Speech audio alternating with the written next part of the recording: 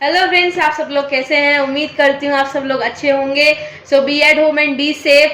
सो स्वागत करती हूँ आप सब लोगों का आपके अपने यूट्यूब चैनल पर, जिसका नेम है Bansal education hub.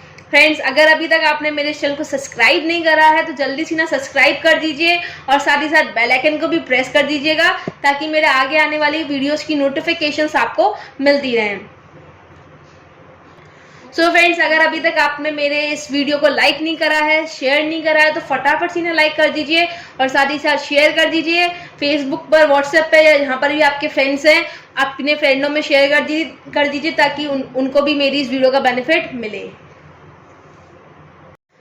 So friends, आज की जो वीडियो है वो है क्लास 12 के लिए, जिसमें हम लोग चैप्टर नंबर 1 पढ़ रहे थे, that is nature and significance of management.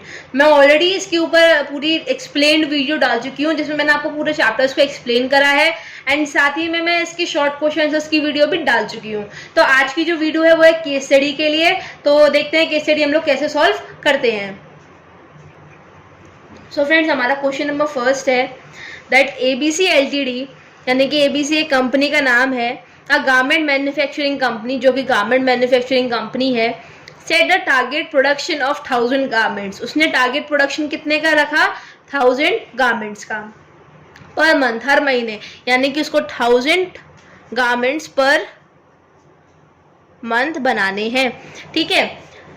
Then at the estimated cost of ₹200, जिसकी एस्टिमेटेड कॉस्ट उसने क्या रखी? पर गारमेंट की कॉस्ट क्या रखी उसने? ₹200। देन हम बात करते हैं Mohan, a worker worked double shift. एक वर्कर है जिसका नाम है मोहन, जिसने डबल शिफ्ट में काम करा एंड मैन्युफैक्चर्ड अराउंड 1050 गारमेंट्स। उसने कम से कम 1050 गारमेंट्स बनाए, but at the estimated cost of 230। लेकिन इसकी एस्टिमेटेड कॉस्ट क्या है? 230 पर garment. On the other hand Mohit another worker, एक और वर्कर है जिसका नाम क्या है? मोहित। वर्कर फोकस ऑन कॉस्ट, उसने कॉस्ट पर ध्यान रखा एंड हैंडल रिसोर्सेज केयरफुली, और जो रिसोर्सेज थे उनको अच्छी तरीके से यूज करा, हैंडल करा। सो द मैन्युफैक्चर्ड, अब उसने कितने गारमेंट्स बनाए? 990 गारमेंट्स बनाए, but at the estimated cost of ₹190। अब उसने इसकी एस्टिमेटेड कॉस्ट क्या थी? 190 पर गारमेंट्स। अच्छा, देन हमारी अगली लाइन बोल रही है दैट इज अनदर वर्कर, एक और वर्कर है जिसका नाम है श्याम, मेंटेन द बैलेंस, उसने बैलेंस बना के रखा and achieve the target of 1000 garments. उसने अचीव भी करा टारगेट, जिसको जो क्या था हमारा? 1000 गारमेंट्स बनाने का, eight the estimated cost of ₹200, जिसकी एस्टिमेटेड कॉस्ट क्या है? ₹200। तो फ्रेंड्स, हम लोग टोटल डिटेल जो हम लोग को दी गई है क्वेश्चन के अंदर, वो एक साइड पे लिखते हैं। देखो, हम लोग का एस्टिमेटेड मतलब टारगेट क्या था? जो हम लोग को 1000 गारमेंट्स बनाने हैं पर मंथ में, वो भी 200 की कॉस्ट में। वहीं हमारा एक वर्कर है जिसका नाम है मोहन, इसने कितने बनाए? 1050 गारमेंट्स। इसकी कॉस्ट कितनी थी? ₹230 पर गारमेंट। उसने कितने का प्रोडक्शन करा? यानी कि 1000 का प्रोडक्शन था, उसने 50 एक्स्ट्रा प्रोडक्ट करा, लेकिन जो उसकी कॉस्ट थी वो क्या कर गई? एक्सीड कर गई। अच्छा, देन हमारा जो सेकंड वर्कर है वो है हमारा कौन? मोहित। इन्होंने क्या करा कि इन्होंने 990 गारमेंट्स बनाए, लेकिन इसकी एस्टिमेटेड कॉस्ट क्या है? ₹190। यानी कि जो हमने कॉस्ट डिसाइड करी थी, जो हमारी कॉस्ट थी 200, उससे क्या है? कम है, लेकिन प्रोडक्शन क्या हो रहा है? कम हो रहा है। अच्छा, एक और जो वर्कर है उसकी भी बात कर लेते हैं, इसका नाम है श्याम। इन्होंने क्या करा? इन्होंने 1000 गारमेंट्स बनाए और कितने उसमें रुपीज में बताया? ₹200 में। तो फ्रेंड्स, हम लोगों ने पढ़ा था कि अगर हम लोगों की कॉस्ट एक्सीड कर रही है, इसका मतलब क्या है? हमारे काम में एफिशिएंसी नहीं है, यानी कि हम लोग अपना जो हमारे पास जो रिसोर्सेज हैं उनका हम प्रॉपर यूटिलाइजेशन नहीं कर रहे हैं। तो मोहित के काम में, मोहन वाले ने क्या करा कि मोहन ने कॉस्ट को क्या कर दिया? एक्सीड। तो आप इससे समझ सकते हैं कि इसके काम में क्या नहीं है? एफिशिएंसी नहीं है। ठीक है। तो फ्रेंड्स, हम लोग आगे क्वेश्चन पढ़ते हैं कि according to this case study हम लोगों से क्या क्या क्वेश्चन पूछे जा रहे हैं। तो identify the quality performed by Mohan and Mohit and where are they lacking. अब देखो मोहन और मोहित ने कौन कौन सी क्वालिटीज को परफॉर्म करा और वो कहाँ पर चूक गए। ठीक है, अब मैंने आपको जैसे बताया कि मोहन ने अपना टारगेट अचीव कर लिया, मोहन ने अपना टारगेट को अचीव कर लिया, तो मोहन कौन है, इफेक्टिव है। क्या है, इफेक्टिव। क्योंकि इफेक्टिव का मतलब क्या होता है, हम अपने टारगेट को ऑन टाइम अचीव कर रहे हैं। तो उसने अपना टारगेट को तो अचीव कर लिया, लेकिन मोहन कहाँ चूक गया, उसकी कॉस्ट क्या कर गई, एक्सीड कर गई। एक्सीड कर गई यानी कि एफिशिएंट नहीं है। ठीक है, वही मोहित जो है इसने क्या करा, प्रोडक्शन करा कम और कॉस्ट रखी कम। प्रोडक्शन भी कम करा, कॉस्ट भी कम रखी, तो इसका सिंपल सीधा क्या मतलब है, ये अपना प्रोडक्शन टारगेट को अचीव नहीं कर पाया। तो मोहन के काम में क्या नहीं है, इफेक्टिवनेस नहीं है। वही इसने कॉस्ट को कम रखा है, यानी कि रिसोर्सेज को हैंडल अच्छे तरीके से करा है, तो उसके काम में क्या है, एफिशिएंसी है। ठीक है, तो फ्रेंड्स आप समझ गए, जब आप टारगेट को अचीव कर रहे हैं ऑन टाइम में और आपकी जो कॉस्ट है वो भी एक्सीड कर रही है, तो आपके काम में इफिशियंसी है लेकिन इफेक्टिवनेस है लेकिन इफिशियंसी नहीं है, जैसे मोहन के काम में थी। वहीं मोहित ने क्या करा कि मोहित ने प्रोडक्शन भी कम करा, यानी कि टारगेट अचीव नहीं करा, लेकिन उसकी कॉस्ट क्या थी, कम थी। जो एस्टिमेटेड कॉस्ट है 200 की, उससे क्या है, कम है। तो उसके काम में क्या है, इफिशियंसी है लेकिन इफेक्टिवनेस नहीं है। ठीक है, तो फ्रेंड्स देखिए दूसरा क्वेश्चन क्या है, विच quality is perform by Shyam. Shyam ने कौन सी क्वालिटी परफॉर्म करी। अब श्याम ने 1000 का टारगेट था वो भी पूरा करा, कॉस्ट थी वो भी दी, तो उसके काम में क्या है, दोनों ही है, इफिशियंसी भी है और इफेक्टिवनेस भी है। ठीक है, तो श्याम ने दोनों ही क्वालिटीज को परफॉर्म करा, क्योंकि उसने टारगेट भी अचीव करा ऑन टाइम पे और उसकी जो कॉस्ट है वो भी एक्सीड नहीं करी, तो उसने प्रॉपर यूटिलाइजेशन रखा रिसोर्सेज का। थर्ड क्वेश्चन क्या कहता है, which of these 3 is preferred by management. अच्छा, मैनेजमेंट इन तीनों में से किसको प्रेफर करेगा। तो देखो इन केस ऑफ मोहन प्रोडक्शन ज्यादा कर रहा है लेकिन उसकी कॉस्ट भी एक्सीड कर रही है, तो उसको तो प्रेफर नहीं कर सकता ना।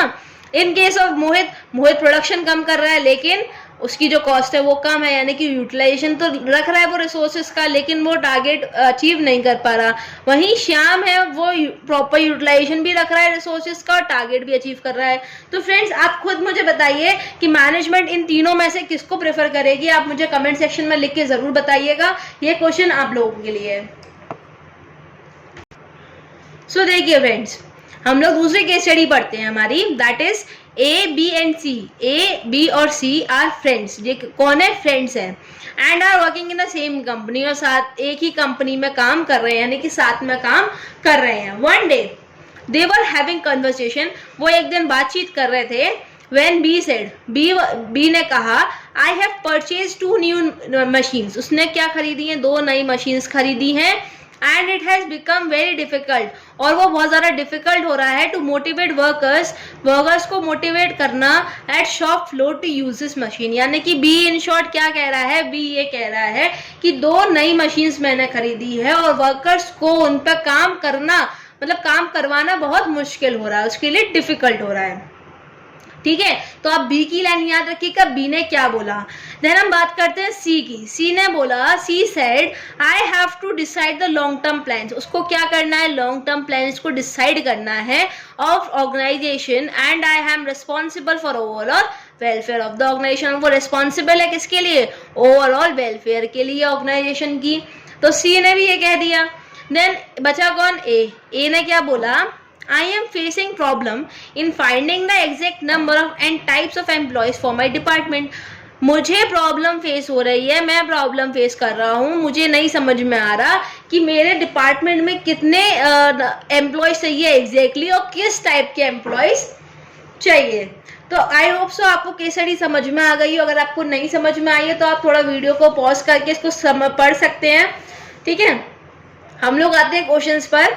देखिए क्वेश्चन क्या कह रहा है, identify the different level of management. हमको क्या आइडेंटिफाई करना है, लेवल ऑफ मैनेजमेंट जिस पर ए बी एंड सी काम कर रहे हैं, A B C belong to. अब देखो पहले बात करते हैं बी की। किसकी बात कर रहे हैं, बी की। तो बी वाले ने क्या कहा था उसको प्रॉब्लम हो रही है जो शॉप फ्लोर पे जो वर्कर्स हैं। अब ये आप इसको समझ सकते हैं, वर्कर से ये किससे डील कर रहा है, वर्कर से। अब जो लेवल वर्कर से डील करती है वो कौन सी लेवल होती है, lower level, level of management. ठीक है, लोअर लेवल बोलिए या सुपरवाइजरी लेवल बोलिए मैनेजमेंट की, जो लेवल वर्कर्स से साथ डील करेगी वो लोअर लेवल में आ जाती है। देन हम बात करते हैं सी की। सी ने क्या बोला था, उसे लॉन्ग टर्म प्लान को डिसाइड करना होता है और साथ ही साथ वो रिस्पॉन्सिबल है किसके लिए, overall welfare of the organisation की। अब जब बात आ रही है कि आप पूरी ऑर्गेनाइजेशन की वेलफेयर के लिए रिस्पॉन्सिबल है, तो आपको समझिए टॉप लेवल मैनेजमेंट की बात हो रही है, टॉप लेवल मैनेजमेंट। ठीक है, देन बात करते हैं ए की। तो ए ने क्या बोला था कि उसे डिपार्टमेंट, यहाँ डिपार्टमेंट वर्ड्स आ गया, आप इससे कुछ समझ सकते हैं कि डिपार्टमेंट कहाँ है, मिडिल लेवल में होंगे। एम्प्लॉयज की बात हो रही है तो वो कहाँ होगी, मिडिल लेवल मैनेजमेंट में होगी। तो ये कहाँ काम कर रहा है, मिडिल लेवल मैनेजमेंट में। तो फ्रेंड्स देखिए, अगर आप क्वेश्चन पढ़ेंगे तो आपको इजीली समझ में आ जाएगा। अगर आपने पढ़ा है कि लेवल्स ऑफ मैनेजमेंट क्या है, तो आप समझ सकते हैं कि कौन सा वर्कर किस लेवल पे काम कर रहा है, वर्कर कौन सा व्यक्ति किस लेवल पे काम कर रहा है। ठीक है, तो आप एक बार लेवल्स ऑफ मैनेजमेंट जरूर पढ़िएगा। अगर आपने वो नहीं पढ़ा तो आप ये केस स्टडी सॉल्व नहीं कर पाएंगे। ठीक, explain two functions of each level. हर लेवल पे जो यानी कि ये जो तीनों ही लेवल है, इनके दो दो फंक्शंस को एक्सप्लेन करना है। तो फ्रेंड्स मैं ऑलरेडी अपनी लेवल्स ऑफ मैनेजमेंट में इनके फंक्शंस को एक्सप्लेन कर चुकी हूँ, तो आप मेरी इस वीडियो को जाके देखिएगा, आपको वहाँ इसकी डिटेल एक्सप्लेनेशन मिल जाएगी। और जो लोग अगर मैं एक शॉर्ट ट्रिक देती हूँ, जैसे आप एग्जाम में हैं और आप भूल जाते हैं फंक्शंस के बारे में, तो कहीं ना कहीं आप केस स्टडी पढ़ेंगे तो आप खुद इनके फंक्शंस बना सकते हैं। देखो जैसे कि बी है, मतलब एक दो फंक्शंस बन सकते हैं जितना दे रखा होगा उसमें। तो इसने क्या है, मोटिवेट वर्कर्स, एक तो ये फंक्शन हो जाएगा कि ये किस पर होते हैं, लोअर लेवल पर होते हैं। They manage workers in this level. ठीक है, मतलब एग्जैक्ट पॉइंट नहीं मिलेंगे, लेकिन आपको एक आइडिया मिल जाएगा कि आपको फंक्शंस में लिखना क्या है। ठीक है, तो फ्रेंड मैं फिर भी सजेस्ट करूंगी, अगर आपने मेरी लेवल्स ऑफ मैनेजमेंट की वीडियो नहीं देखी है तो आप जरूर देखिएगा, क्योंकि आप पूरा चैप्टर को समझने के बाद ही कहीं ना कहीं आप केस स्टडी सॉल्व कर सकते हैं। तो हम लोग अपनी अगली केस स्टडी पर आते हैं। तो ये हमारी थर्ड केस स्टडी है। तो फ्रेंड्स देखिए, the director of Fun LTD, यानी कि फन एलटीडी एक कंपनी है, उसके डायरेक्टर हैं, कॉल्ड फॉर मीटिंग, उन्होंने मीटिंग बुलाई फॉर ऑल द एम्प्लॉयज, सब एम्प्लॉयज के लिए। In the meeting, director informed the employees that the main objective of the company is to increase the production of toys by 20%. उन्होंने meeting में क्या बोला कि जो ऑब्जेक्टिव है, मेन ऑब्जेक्टिव है कंपनी का, वो क्या है कि वो प्रोडक्शन को बढ़ाएंगे। किसको, प्रोडक्शन को बढ़ाएंगे टॉयज के, कितने, उससे 20% से। ठीक है, various plans were made to improve the potential and efficiency of employees. काफ़ी सारे प्लान्स बनाए गए ताकि वो इम्प्रूव कर सकें पोटेंशियल और एफिशिएंसी एम्प्लॉयज़ की, एज वेल एज ऑपरेशंस की। जो उन्होंने प्लान्स बनाए हैं, मतलब जितने भी उन्होंने बहुत से मेजरमेंट्स लिए, प्लान्स लिए, ताकि वो अपने ऑपरेशंस को और एम्प्लॉयज़ को इम्प्रूव कर सकें। ठीक है, the production manager suggested some changes. Production manager जो था उसने कुछ चेंजेस सजेस्ट करे प्रोडक्ट के अंदर, in product as per the latest demand in the market. जिस तरीके से जो लेटेस्ट डिमांड है मार्केट में, उस हिसाब से उसने कहा कि हमें अपने प्रोडक्ट में क्या करने चाहिए, चेंजेस करने चाहिए। As a result the company was able to achieve इस टारगेट। एंड में क्या हुआ, रिजल्ट क्या निकला कि जो कंपनी थी उसने अपने टारगेट को अचीव कर लिया था, सक्सेसफुली अचीव कर लिया था at the end of the year. तो बेसिकली क्वेश्चन क्या कह रहा है, state the characteristics of management highlighted above, यानी कि इस केस स्टडी में जो मैनेजमेंट की कैरेक्टरिस्टिक्स को बताया गया है उनको हाईलाइट करो। ऑल्सो आइडेंटिफाई द लाइन, साथ ही साथ जो लाइन और मैनेजमेंट की कैरेक्टरिस्टिक्स है बोलो या फीचर्स बोलो, उनके बारे में बता रही है वो बताओ। तो फ्रेंड्स देखो, मैं आपको एक शॉर्ट बात बता रही हूँ। बिफोर रीडिंग केस स्टडी पढ़ने से पहले आप एक बार ये आइडिया लगा लो कि उस क्वेश्चन में पूछा क्या गया है। लाइक सपोज अगर मैंने ये चीज़ पहले ही पढ़ ली होती कि हम लोग कैरेक्टरिस्टिक पता करने हैं मैनेजमेंट के, साथ ही साथ लाइन पता करनी है, तो हम लोग का टाइम बचता कि हम लोग को दोबारा से केस स्टडी नहीं पढ़नी पड़ती। तो ये चीज एग्जाम में बहुत काम आती है। आप पहले ये पढ़ लीजिए, आपको पता क्या लगाना है, उसके बाद आप केस स्टडी पढ़िएगा, तो आपको क्या है दोबारा केस स्टडी पढ़नी नहीं पड़ेगी। ठीक है, तो हम लोग वापस आते हैं, हम लोग इसके कैरेक्टरिस्टिक्स को फाइंड करते हैं। देखो कैसे फाइंड करेंगे। तो देखो यहाँ पे बात आ गई थी, अब आपने यहाँ पे पढ़ा था द मेन ऑब्जेक्टिव। क्या है मेन ऑब्जेक्टिव? हमारी कंपनी का प्रोडक्शन बढ़ाना है। जिससे क्या पता चला? मैनेजमेंट की पहली कैरेक्टरिस्टिक के बारे में, जो क्या है, that management is goal oriented. Management क्या है? Goal oriented. कौन सी लाइन से पता चला? Main objective of the company is to increase sale by 20%। यहाँ से लेके यहाँ तक जो लाइन है मेन ऑब्जेक्टिव से, हमें इससे पता चला कि मैनेजमेंट क्या है? गोल ओरिएंटेड है। मैं आगे बढ़ूं उससे पहले मैं आपको बता देती हूँ कि मैनेजमेंट की कैरेक्टरिस्टिक क्या क्या थे, तो इससे आपको थोड़ा सा इजी होगा कि आप केस स्टडी जब पढ़ रहे हैं तो आप उसके कैरेक्टरिस्टिक फाइंड कर पाएं। तो हमारे मैनेजमेंट की कैरेक्टरिस्टिक थे that it is a goal oriented process, management is pervasive और वो multi dimensional, that is management is multi dimensional, then management is group activity, management is continuous process, management is intangible, and the last one was management is dynamic in function. तो these were the 7 features of management, या बोलूं characteristics of management. तो आपको याद होंगे, आप इन्हें अच्छी तरह याद रखिए क्योंकि एग्जाम में पूछे जाते हैं। सेकंड पॉइंट है, यहाँ तक हमने पढ़ लिया था, यानी कि इससे हमें पता चला कि मैनेजमेंट क्या है? Goal oriented. अब हम आगे बढ़ते हैं, that is various plans were made to improve the potential and efficiency of employees as well as various operations. इससे हमें क्या पता चल रहा है, जब मैंने आपको एक बात बताई थी कि जो मैनेजमेंट है वो सिंगल एक्टिविटी नहीं है, वो सिंगल एक्टिविटी नहीं है, उसमें एम्प्लॉयज का भी हाथ होता है। Management of work, management of employees and management of operation, मैंने आपको मल्टी डायमेंशनल के बारे में बताया था। तो इसमें यहाँ पे कौन से कैरेक्टर से हमें पता चल रही है? That is management is multi dimensional. ठीक है, इसके अंदर हमें इस कैरेक्टरिस्टिक के बारे में पता चला है इसकी। देन हम लोग आगे बढ़ते हैं। यहाँ से देखो किस लाइन से पता चला? इस वाली लाइन से, ऑपरेशन। क्योंकि मैनेजमेंट क्या है? एक सिंगल एक्टिविटी नहीं होती। देखो मैं आपको मल्टी डायमेंशन का मतलब दोबारा बताती हूँ। तो इसमें मैंने आपको बताया था कि मैनेजमेंट जो है वो एक सिंगल एक्टिविटी नहीं होती, ये 3 एक्टिविटीज को मिलकर बनती है। That is management of work, management of people and management of operation. इन तीनों एक्टिविटीज को मिलाकर जो है मैनेजमेंट बनता है। इसलिए क्या है, मैनेजमेंट अलग अलग है, यानी कि मल्टी डायमेंशनल है, एक सिंगल एक्टिविटी नहीं है। मैनेजमेंट ऑफ वर्क में क्या आ जाती है? हमारी planning, organising and controlling. Management of people में क्या आ जाती है? स्टाफिंग और डायरेक्टिंग। आप किसको डायरेक्ट कर रहे हो? ह्यूमन रिसोर्स को डायरेक्ट कर रहे हो। ह्यूमन रिसोर्स का कहाँ मैनेजमेंट में होता है? एक होता है हमारा स्टाफिंग के वक्त, एक होता है हमारा डायरेक्टिंग के वक्त, 2 ही तो जगह होता है।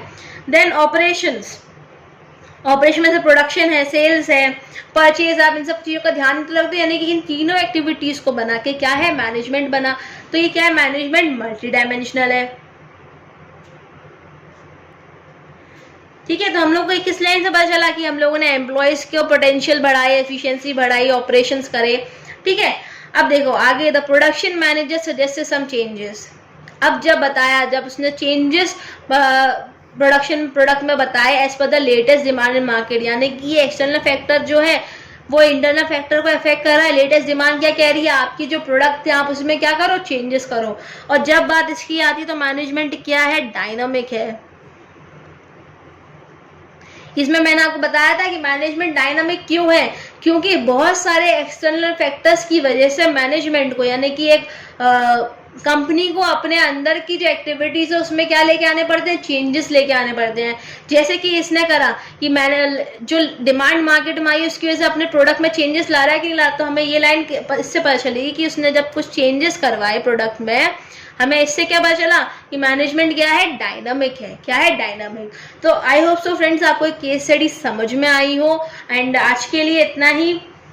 अगर आपको इन केस स्टडी से रिलेटेड कोई भी डाउट है तो आप मुझसे कमेंट सेक्शन में पूछ सकते हैं, मैं आपको अगली वीडियो में वो क्लियर कर दूंगी आपका उस डाउट को। So thank you very much and keep supporting me guys. मेरे चैनल को सब्सक्राइब करिए, साथ ही साथ वीडियो को लाइक और शेयर ज़रूर कीजिए। Thank you.